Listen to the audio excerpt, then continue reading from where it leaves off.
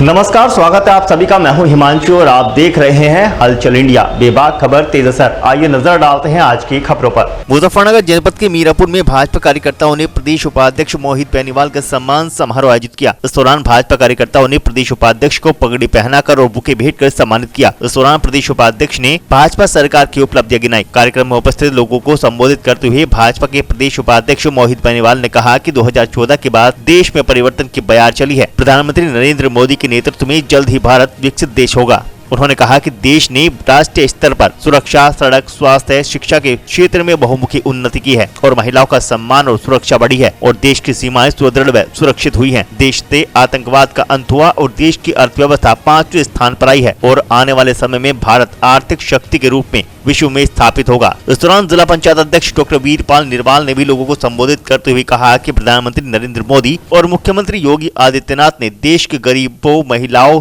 जवानों, किसानों के हित में सैकड़ों योजनाएं लागू करके देश का परिवेश बदल दिया है। यहाँ की सड़कें विदेशों के शहरों को चुनौती पेश कर रही हैं। आज जिस कड़ाके की ठंड में आप लोग इस कार्यक्रम में आए हैं, सबसे पहले तो मैं आप लोगों का आभारी हूं, आपका धन्यवाद व्यक्त करना चाहता हूं कि इतने ठंड के माहौल में भी आप लोग यहां पहुंचे हैं और आपने इंतजार किया और आज इस कार्यक्रम में उपस्थित हुए हैं। ये इस बात को भी दर्शाता है कि आज माननीय प्रधानमंत्री जी के नेतृत्व में, उत्तर प्रदेश के मुख्यमंत्री योगी आदित्यनाथ जी के नेतृत्व में जो विकास की यात्रा 2014 में प्रारंभ हुई, उस विकास की यात्रा को सुदृढ़ करने में आप आने वाले समय में भी पीछे रहने वाले नहीं हैं। ये इस बात का प्रतीक भी है और मुझे गर्व और हर्ष की बात यह भी लग रही है कि आज इतनी बड़ी संख्या में मातृशक्ति यहाँ उपस्थित हुई है। आधी आबादी भी आज इस प्रांगण में आधी संख्या में बैठी है। इसके लिए मैं आपका धन्यवाद व्यक्त करना चाहता हूं।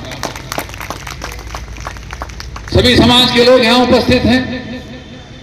मैं मंच का भी आभार व्यक्त करना चाहता हूं कि अनेकों कार्यक्रमों के बीच से निकल करके आप लोग यहाँ उपस्थित हुए हैं।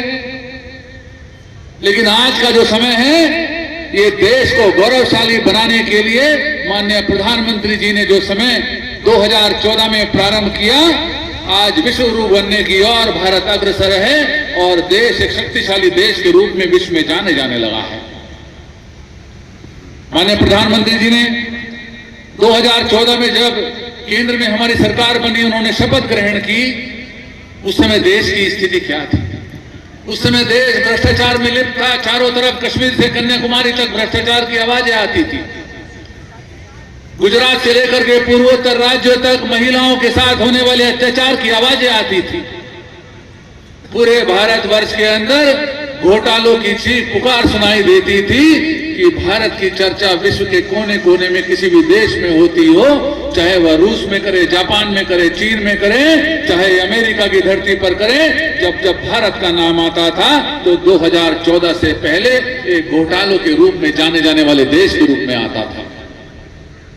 लंबे समय तक चलता रहा, दशकों तक गरीब को गरीब बना करके रखा गया, अमीर होते गए, दलित, शोषित, पीड़ित, वंचित, किसान, मजदूर, महिला, बच्चे, इनकी किसी ने चिंता नहीं की और कांग्रेस ने 60-70 वर्ष देश के खराब कर दिए। उसके बाद 2014 में माननीय प्रधानमंत्री जी के नेतृत्व में परिवर्तन प्रारंभ हुआ। उससे पहले क्या होता था?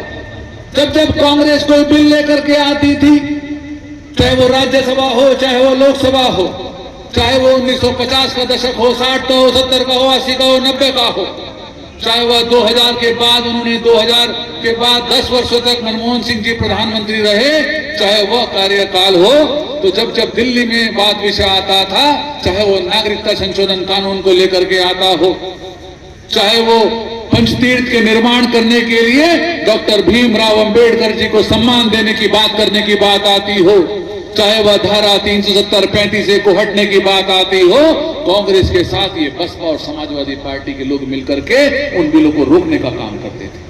मैं आपसे पूछना चाहता हूं, डॉक्टर भीमराव अंबेडकर जी जो संविधान के निर्माता थे, उन्होंने देश को दिशा देने का काम किया।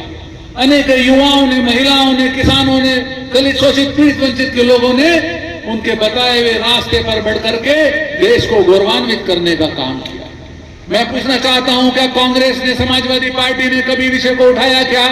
कभी उन्होंने कहा कि डॉक्टर भीमराव अंबेडकर जी के नाम पर पंचतीर्थ का निर्माण होना चाहिए, जहां पर उन्होंने शिक्षा ग्रहण की, जहां उनका जन्म हुआ, जहां पर उन्होंने अपने प्राण त्यागे, जहां उन्होंने देश के लिए कोने कोने में काम किया, विश्व के कोने कोने में जाना हुआ, क्या उन स्थानों को सम्मान के रूप में विकसित करने का काम किसी सरकार? वक्त हो चला है आपसे विदा लेने का। कल फिर होंगे हाजिर कुछ नई और ताजा खबरों के साथ। तब तक के लिए दीजिए हमें इजाजत। नमस्कार। देखते रहिए हलचल इंडिया, बेबाक खबर तेज असर।